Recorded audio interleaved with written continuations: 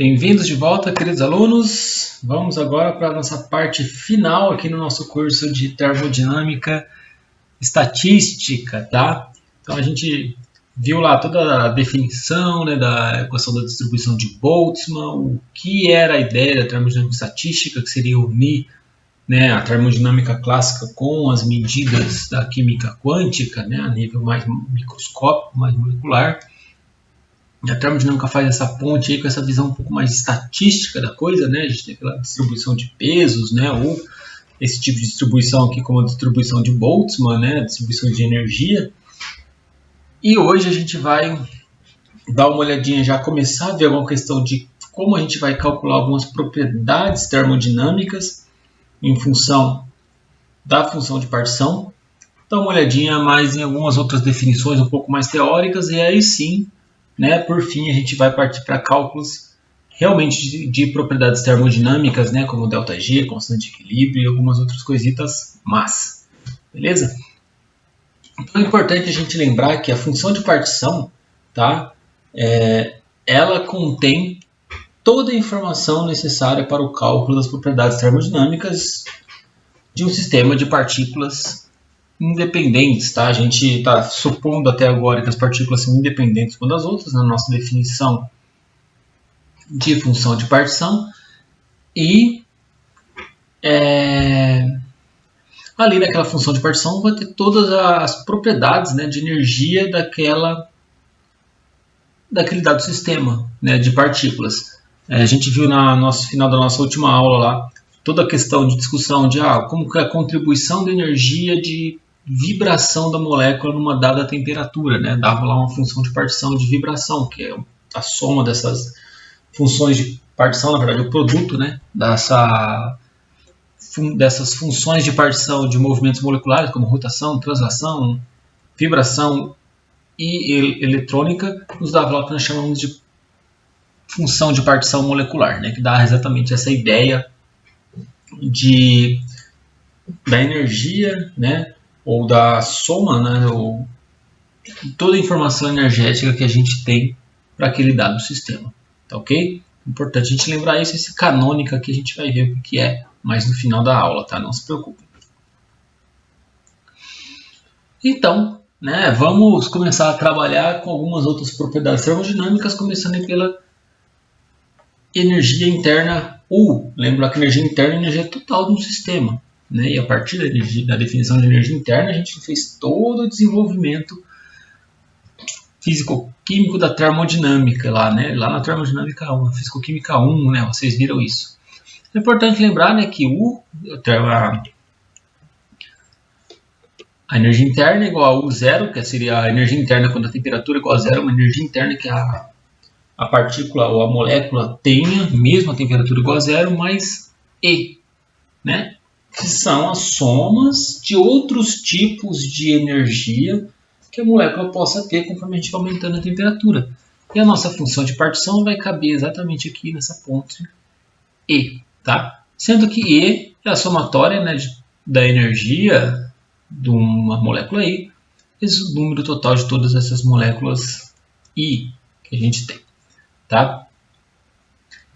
A somatória dessas Ni igual a N é o número total de moléculas, tá? Que num sistema fechado ele é constante, né? Não varia. E também lembrando lá da nossa função de partição, né? que tem um exponencial envolvendo essa energia, a gente pode descrever que esse sistema aqui, né? Rearranjando essas duas equações aqui, essas três equações aqui, ela vai seguir esse tipo de modelo de distribuição de Boltzmann, né? Então essa energia, a diferença de energia interna a temperatura zero, ela vai vindo uma equação desse tipo aqui, né? Considerando todas as moléculas, a função de partição, né? E a somatória lá das suas energias, né? Seguindo o modelo de distribuição de energias de Boltzmann, ok? Conforme a gente já viu também, nada novo aí para vocês. Fazendo um arranjo matemático aí, a gente vai colocar apenas em função de Q, tá?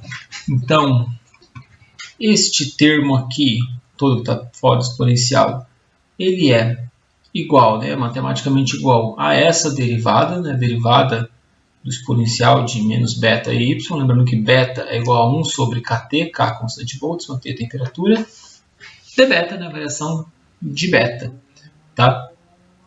Olha só esse tipo, né, então, de derivada desse tipo de relação que a gente usou, né? Normalmente a gente deriva, né? Aqui a gente partiu de uma relação igual essa, né? Ó, aqui, e voltou ali para derivada.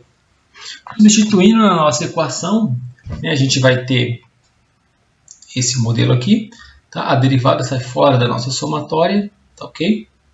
Vejam que esse termo aqui, ó, a somatória do exponencial de menos beta i é exatamente a função de partição.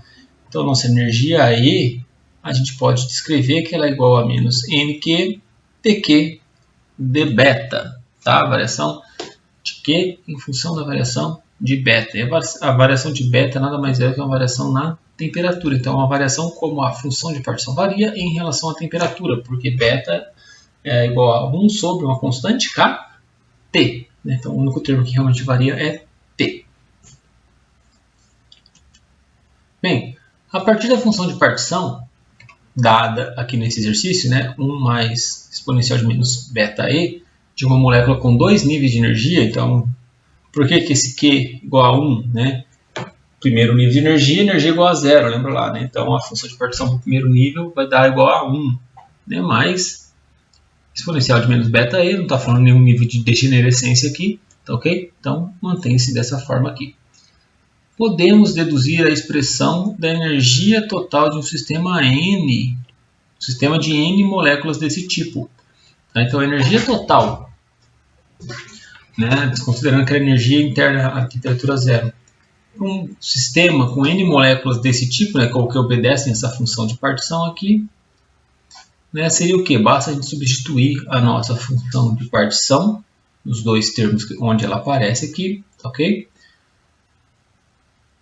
Fazendo esta derivada, a gente vai chegar nesta expressão aqui, ó, epsilon exponencial de menos beta epsilon, tá ok? Há um arranjo matemático, vejam lá com mais calma no livro do Atkins, ele mostra um pouquinho melhor. Note que o nosso sinal aqui ele inverte, ó, e a gente consegue, através dessa operação matemática aqui, cancelar essa parte de cima, tá ok? Uma conversão aí com os usos da propriedade dos exponenciais. Então, a expressão para a energia total do sistema que ele pede é isso aqui. N epsilon, né? Epsilon lá sendo a energia, né? A função da energia, a gente não sabe como exatamente A é. Aqui, né? A gente viu algumas expressões isso aqui, né? Para energia de rotação, por exemplo, na aula passada. 1 mais exponencial de mais beta epsilon i, beta igual a 1 sobre K. Então, como que essa função varia em relação à temperatura? Né? Substitui o beta por esse 1 sobre Kt, tá? E fiz isso aqui só um gráficozinho, né? Kt exponencial, exatamente esse termo aqui, em função da energia dividido por NE.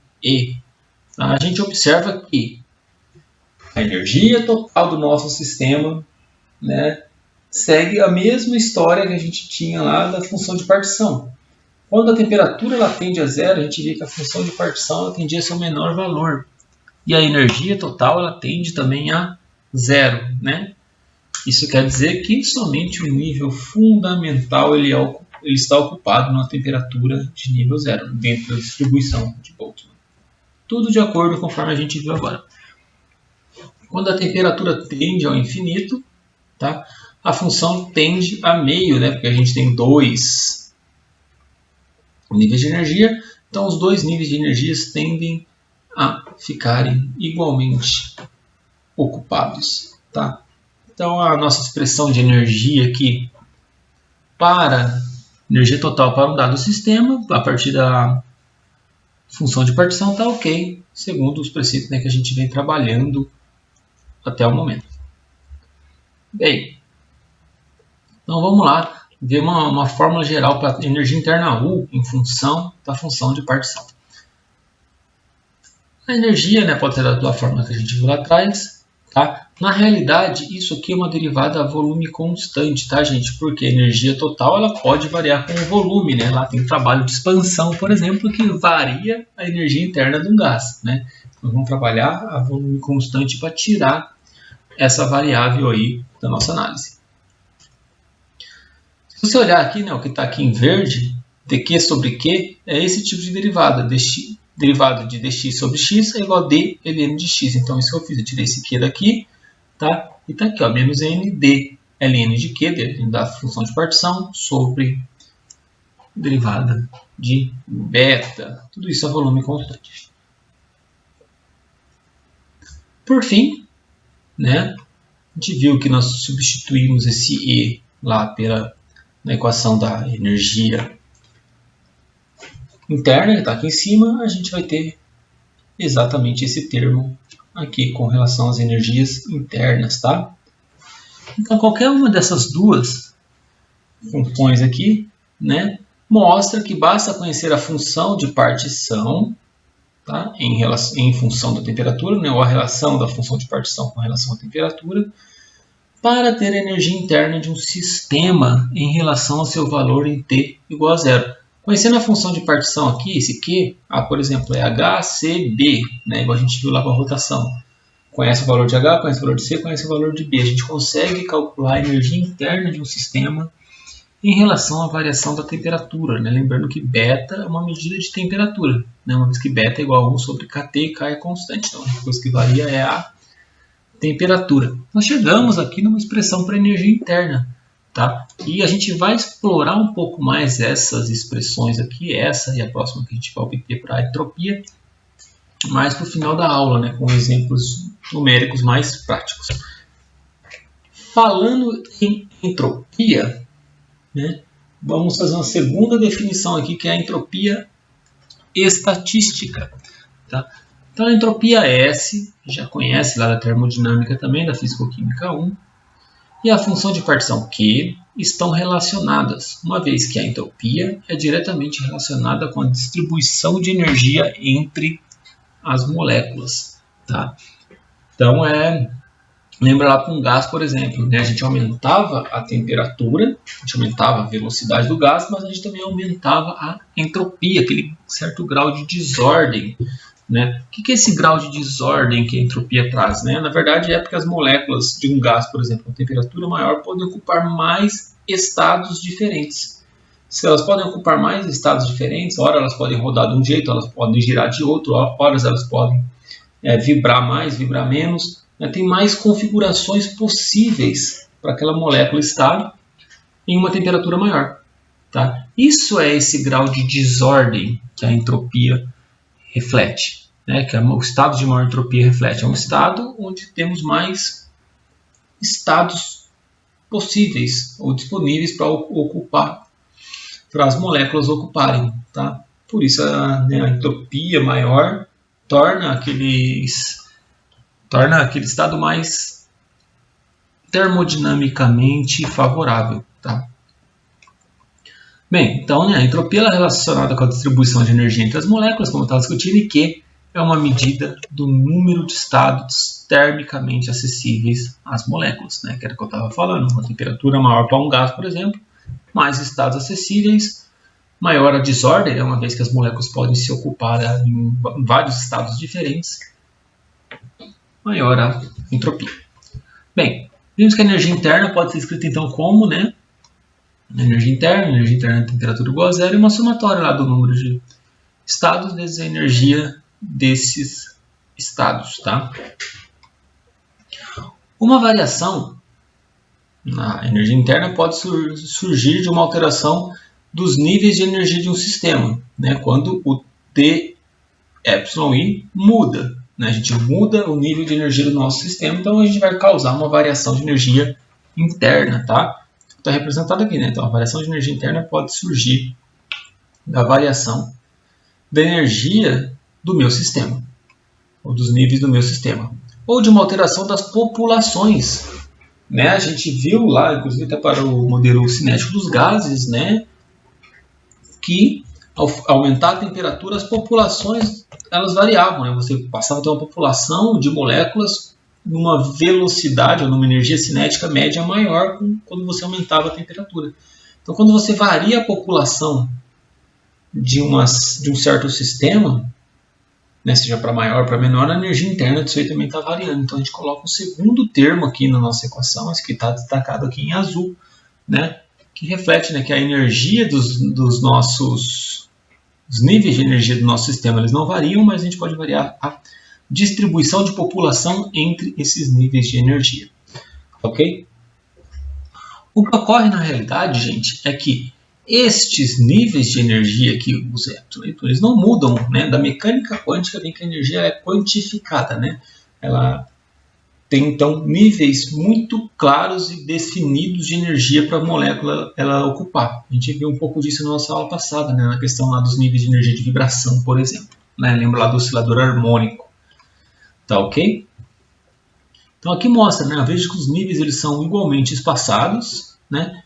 E eles não mudam entre si. Por exemplo, se eu aquecer o sistema, o nível de energia de vibração, o nível de energia não muda. O que muda? As populações que estão distribuídas em relação a esse nível.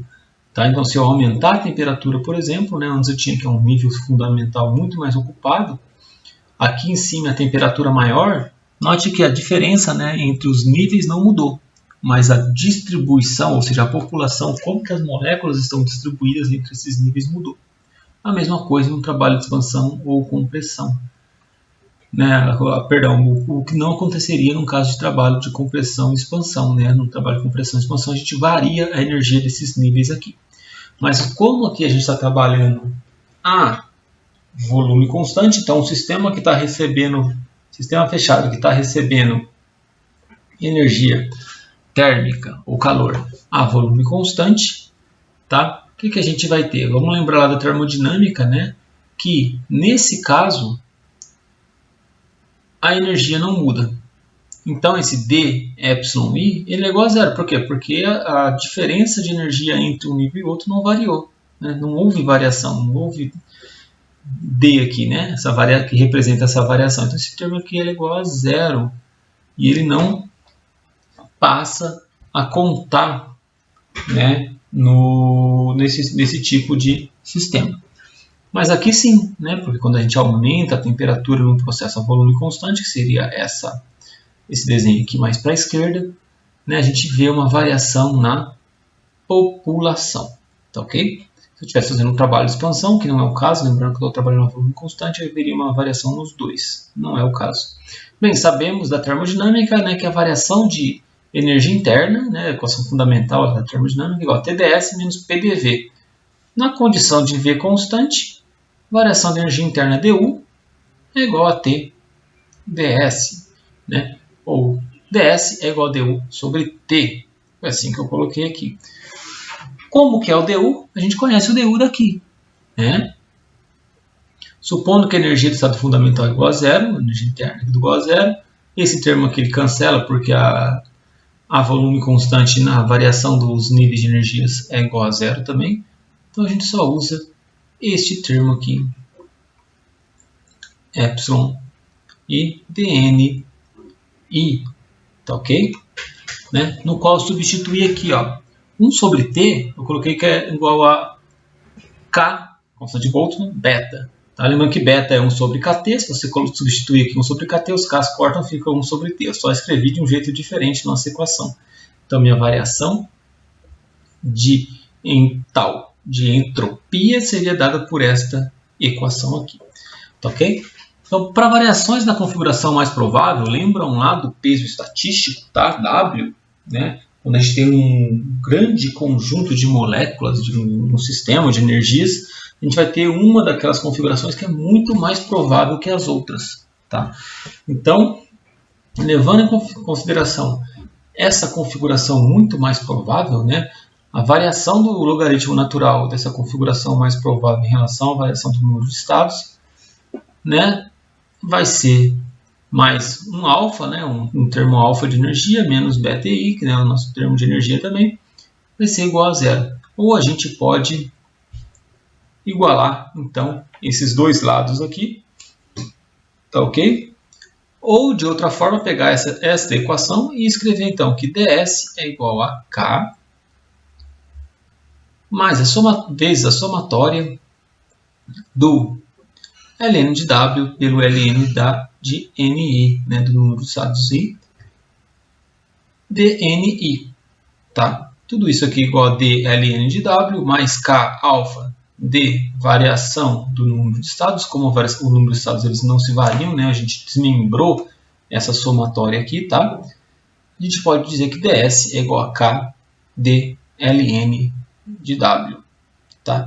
Ou simplesmente, e mais corriqueiramente, a gente pode, né, tirar então essas derivadas aí e dizer, essas derivadas parciais, né, e dizer que S, a entropia estatística, é igual a K, constante de Boltzmann, ln de W, tá? Sendo W o peso estatístico da configuração mais provável.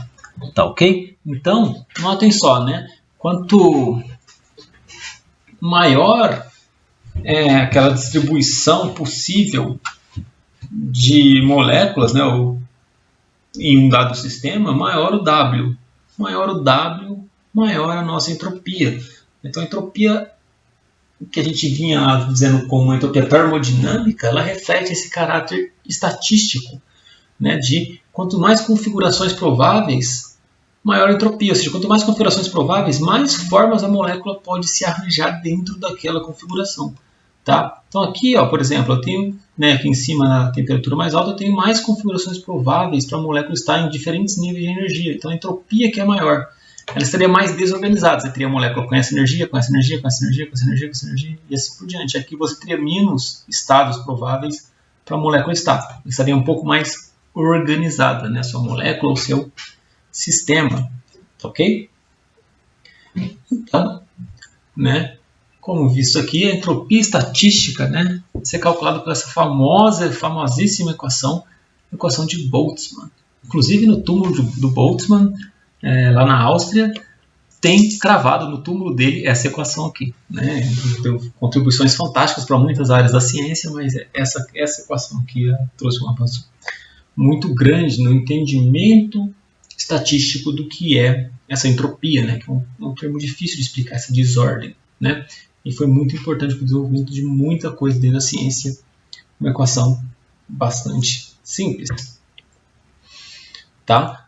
Da mesma forma a entropia termodinâmica, a entropia estatística ela se comporta, né? Quando diminuímos a temperatura, W diminui, né? Aquele número de estados acessíveis possíveis, como a gente discutiu no slide passado, e S diminui.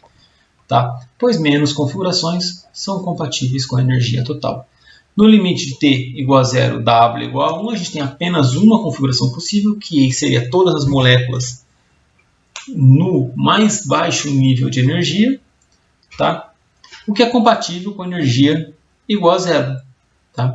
Assim, né, lembra lá que a gente definiu que o estado mais baixo de energia é aquele que a gente definiu como energia igual a 0 nas nossas definições de termodinâmica estatística. Né? Assim, a entropia ela tende a 0 quando a temperatura tende a 0 também, que é exatamente a terceira lei da termodinâmica.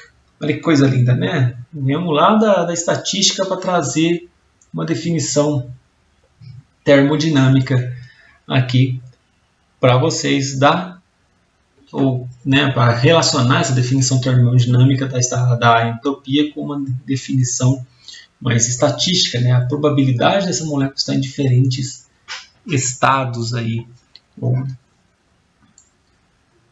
estados de energia. Tá ok? Bem, vou fazer alguns ajustes matemáticos aqui, né? Lembrando lá da definição do ln de W, substituindo ele na equação, vou passar um pouco rápida, gente, depois vocês vejam com mais calma aqui. Né? Vimos que essa equação podia ser reescrita dessa forma, lá, que é a definição da distribuição de Boltzmann, usamos esse tipo de abordagem matemática. A relação entre, né, um dado nível de energia com todas as populações de todos é o PI, né, a população desses níveis. Tá, multiplicando e dividindo por N esses dois lados, né, vemos então que a entropia pode ser dada como uma soma dessas diferentes populações. Tá? Já vimos lá atrás também essa relação, né, que o logaritmo natural da população vai ser igual a esse termo aqui, né, menos beta epsilon menos ln de k, substituindo tudo ali. Tá? Este termo aqui é igual à energia total, né, E, que a gente calculou lá, ou ΔU, né, U menos U na temperatura igual a zero. Substituindo, lembrando que beta é igual a 1 sobre kT, tá? Cancelamos os K's, né? K dividido por K fica só 1 sobre T. Então aqui seria 1 sobre T vezes esse U menos o zero, né? Mais NK e dN de K, ou ainda, né, a entropia, ela é uma função da variação da energia interna em relação à energia interna à temperatura igual a zero, tá? Dividido por T, mais NK ln de Q da função de partição da nossa molécula. Então a gente relacionou a energia interna com a função de partição e agora a entropia. Trouxemos esse caráter estatístico para ela e relacionamos ela também com a função de partição molecular. Então veja que todas essas propriedades termodinâmicas eles vão depender da função de partição, tá? Porque a função de partição vai trazer toda a informação energética que a molécula tem, tá ok? Vamos fazer um exemplo usando um valor teórico aí, tá? Então, calcule a entropia de um conjunto de N osciladores harmônicos independentes com os níveis de energia de vibração do iodo, tá? A gente viu um exemplo com o iodo lá na nossa aula passada, no exemplo anterior também, tínhamos lá 2 níveis, né, de vibração. A função de partição molecular do iodo, então, é essa daqui, tá? Para o cálculo da energia, variação de ΔU, tá? Substituindo a nossa fórmula lá, volume constante, a gente chega nesse aqui e arranjando chegamos neste valor aqui, tá ok? E para a entropia, né? A entropia dada pela equação lá, a última que a gente deduziu, substituindo o valor de ΔU que nós encontramos, tá? Podemos jogar, né, e fazer uma relação aqui com NK, tá? Para chegar neste valor aqui de entropia. Tá? Se a gente lembrar lá da aula passada, calculamos para o iodo, né, que o beta epsilon era igual a 1.037 a 25 graus Celsius. Tá? Então, se você fizesse um gráfico aqui, o que a gente observa basicamente? Conforme a gente aumenta a temperatura, a gente aumenta a entropia do gás, né? E isso é o mais importante, tá, gente? Eu fiz várias aproximações rápidas aqui para chegar nesses valores, não fiquei escrevendo, porque era mais para dar esta ideia, né, de uma função que a gente tem aqui que mostra claramente que a entropia, por exemplo, de um gás, de uma molécula como o iodo, de um gás, perdão, do iodo aqui, ela aumenta conforme a gente vai aumentando, né, que é kT sobre epsilon, né, conforme a gente vai aumentando T, vai aumentando a temperatura, ok? Não se preocupem tanto com essas equações aqui ou com essas aproximações, a gente vai começar a usar. Mas antes disso, antes de partir para os cálculos termodinâmicos e de outras propriedades como ΔH, ΔG, constante de equilíbrio, que a gente vai ver, tá? Passar uma definição do que é o ensemble canônico, né? Puta merda, aqui cada vez parece que fica pior, né? Mais termos difíceis, né? Por que a gente precisa saber desse ensemble canônico, né? Até agora tudo que a gente escreveu foram para moléculas independentes, né? Porém, na prática, nós sabemos que as moléculas elas interagem entre si. Tá? Especialmente em líquidos, sólidos ou gases, mesmo a pressões mais altas, as moléculas vão estar interagindo entre si. Então a gente precisa considerar essa interação, a gente não pode desprezar isso. E vamos então usar esse ensemble canônico, que é um modelo mental, que vai nos trazer essa interação entre essas diferentes moléculas dentro de um sistema, tá? Definir uma nova forma da função de partição, tá ok? E com isso daí a gente vai poder calcular então realmente os valores numéricos das propriedades termodinâmicas que a gente estava vendo até agora, tá ok? Então, a função de partição canônica, né? Então veremos como generalizar as conclusões anteriores, incluindo sistemas que moléculas podem interagir umas com as outras, tá? E também chegar a uma função de partição molecular a partir de uma forma mais geral da função de partição dada pelo esse ensemble canônico. Tá? Esse nome ensemble canônico, ensemble vem de um conjunto, então um conjunto de sistemas que a gente vai criar. Tá? Canônico é de acordo com uma regra, né? Então é um conjunto de sistemas de energia lá que estão organizados de acordo com uma regra. O ensemble canônico é um modelo mental, tá? Que a gente cria para pegar um dado sistema, dividir ele em sistemas menores e entender a energia de cada um desses sistemas e como eles interagem.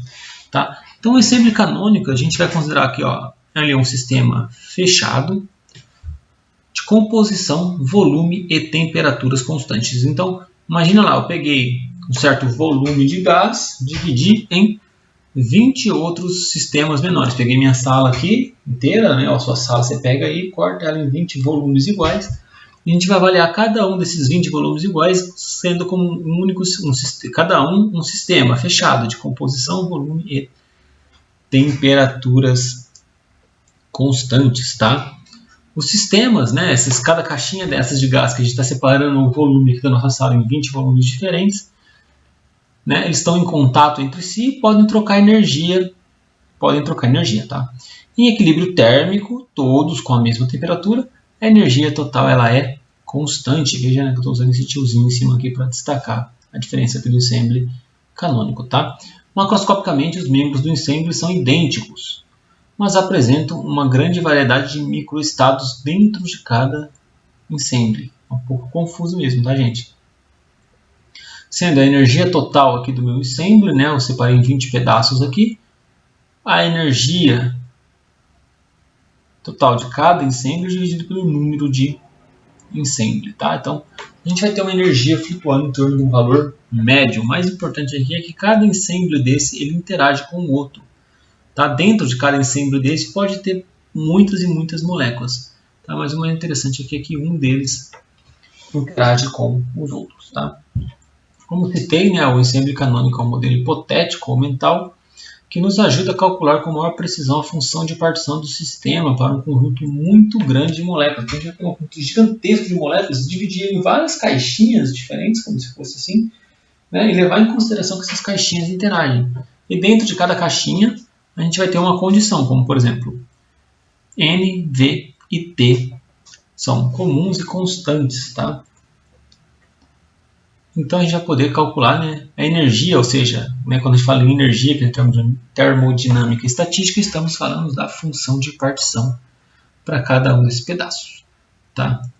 Então eu peguei lá a minha sala, dividi em 20 réplicas imaginárias do sistema, né? Podemos fazer essa divisão quão grande quisermos, né? Quanto maior fizermos essa divisão imaginária, melhor vai ser para a descrição da energia ou da função de partição do nosso sistema.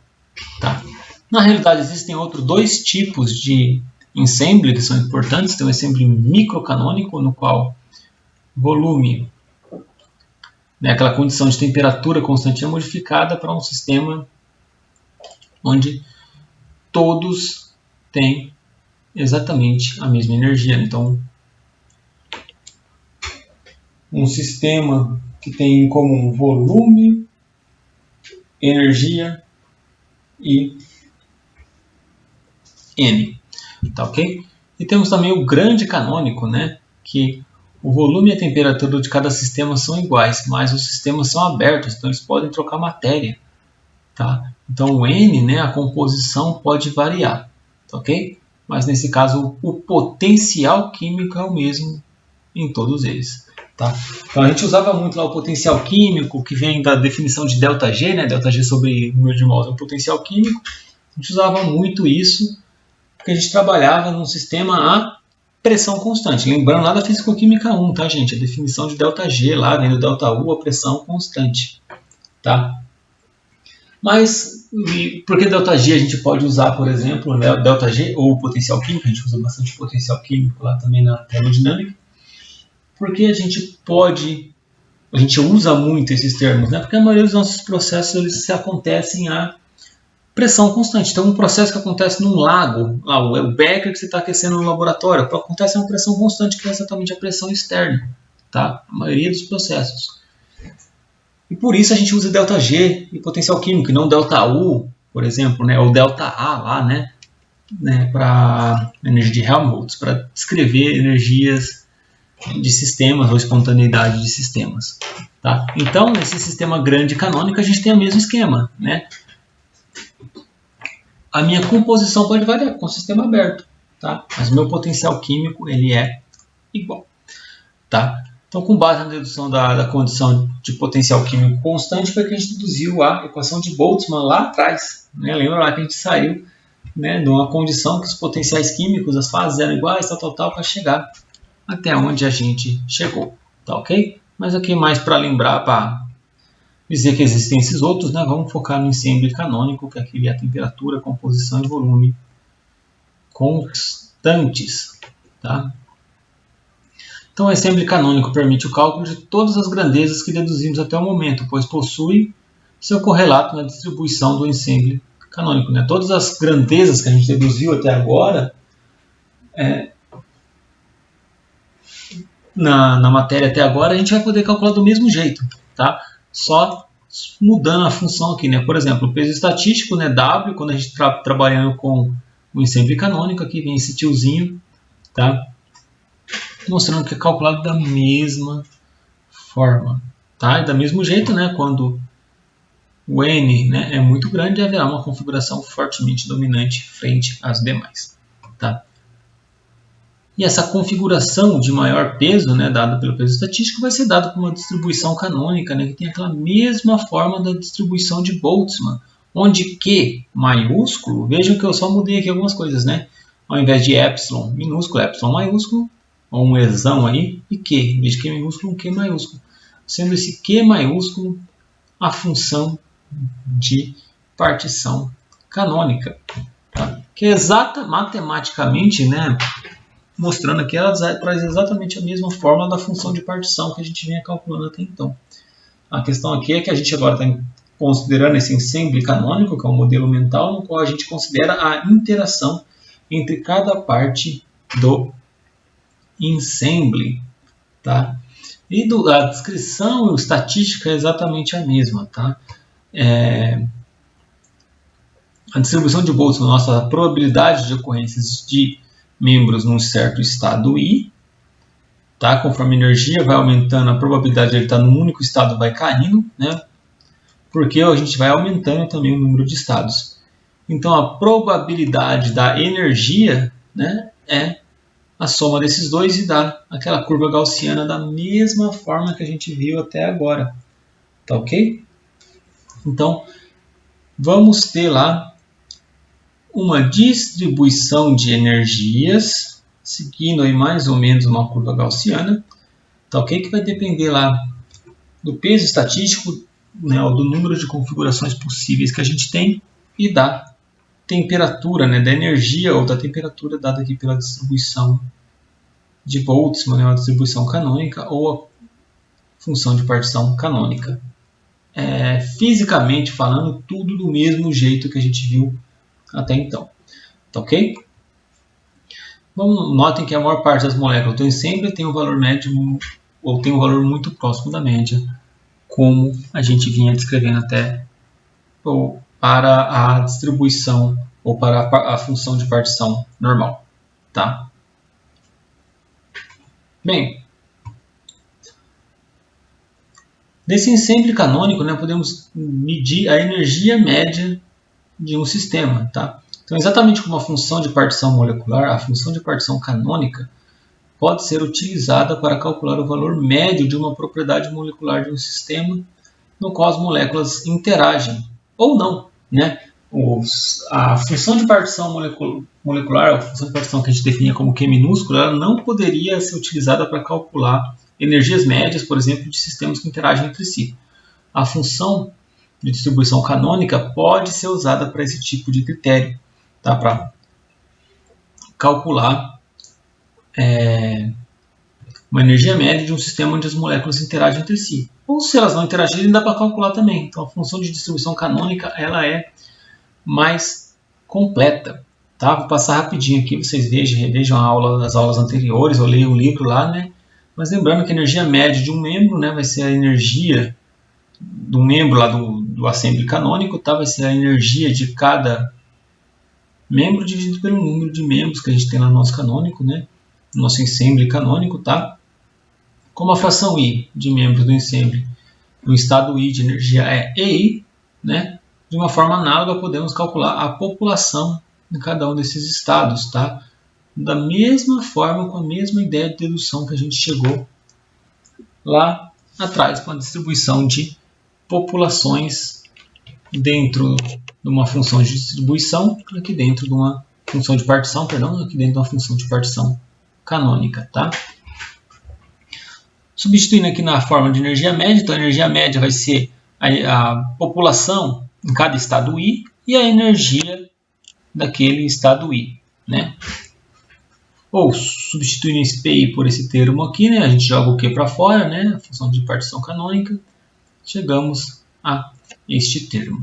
E a energia média do sistema, né? Nada mais vai ser do que a derivada parcial em relação a esses termos Q, função de partição canônica, e beta. Lembrar que a derivada de x dividido por x, que é exatamente essa curvinha aqui, tá? É igual a derivada de ln de x, ou derivada ln de q, no nosso caso aqui, que é a função de partição canônica, tá? Tudo isso feito de novo aqui a volume constante, tá? Então, exatamente aquela equação que a gente começou a descrever para determinar a energia interna do sistema, veja que a gente chegou numa equação, num resultado exatamente igual para a função de distribuição canônica, tá? Então, as ideias aqui elas se assemelham muito. A questão é que a distribuição canônica a gente vai começar a considerar termos de energia que consideram a interação entre si. A gente vai chegar lá, tá, gente? Então, essa primeira parte da aula é bastante teórica mesmo, mais pesada, tá? Como no caso da energia molecular média, devemos somar a essa expressão a energia do estado fundamental do sistema como um todo, tá? Da mesma forma, né? Aqui, esse tipo de energia foi tirada, né? Considerando a energia do estado fundamental igual a zero, que era o que a gente fez até agora. Tá? Se for igual à energia interna, que pode ser diferente de zero até igual a zero, a gente tem que somar aquilo lá. Tá ok? Por fim, né, vamos dar uma pensadinha aqui em moléculas independentes. Né? A gente vai ver como que a gente pode recuperar a função de partição molecular Qzinho a partir da função de partição canônica Q. Tá? Elas são relacionadas, tá ok? Quando as moléculas forem independentes e distinguíveis, tá? Ou mesmo distinguíveis, tá? Então, a energia total de um conjunto de N moléculas independentes é a soma da energia das moléculas. Lembra que moléculas independentes foi o que a gente usou para definir a função de partição molecular, né? A Qzinho, ok? Então, aquela energia Ezão grande que a gente está usando até agora é a soma de energias, né? De cada uma daquelas moléculas, né? A energia total, a soma da energia da molécula 1, da energia da molécula 2, né? Que está no estado I, e assim por diante, né? A soma das energias das moléculas que estão no mesmo estado, tá? A função de partição canônica, então, né, vai ser a somatória de menos exponencial menos beta epsilon 1 e assim por diante, né? Somatória desses betas, ou a somatória da energia de cada um desses estados, tá? Da função de distribuição de energia de cada um desses estados. Ou ainda, né, se as moléculas elas são independentes e distinguíveis, que a função de partição molecular vai ser igual à função de partição, a função de partição canônica, perdão, vai ser uma função de partição molecular, elevado a n, né, a esse número de estados que a gente divide o nosso assembly canônico. Se as moléculas, aqui é indistinguíveis, tá, gente? Desculpa que faltou aqui, eu vou arrumar para mandar o slide para vocês. Se as moléculas são independentes entre si e indistinguíveis, né, mas um átomo de flúor dentro do mesmo assembly canônico, um átomo de flúor que está lá com uma velocidade média de 220 metros por segundo e um outro átomo de flúor que também tem 220 metros por segundo. A gente consegue distinguir um átomo de flúor de outro? Não. Tá? Então a gente leva em consideração que elas são indistinguíveis, tá? E divide esse valor aqui por n fatorial, né? Porque a gente não consegue dividir. Então nossa função de partição canônica ficaria superestimada. A gente estaria estimando que existem mais estados acessíveis do que realmente existe, possivelmente. Tá ok? Então, de uma forma geral, agora nesse início de aula aqui, bem pesado, bem teórico, vejam, leiam o livro, né? Vocês têm que aprender a acostumar-se a ler o livro, tá? Porque senão ficaria 5 horas falando aqui, então passei bem rapidinho as coisas. Nós vimos que a partir da função de partição podemos definir propriedades termodinâmicas. E vejam, né, que a função de partição canônica, né, ela também é portadora de toda a informação termodinâmica do sistema.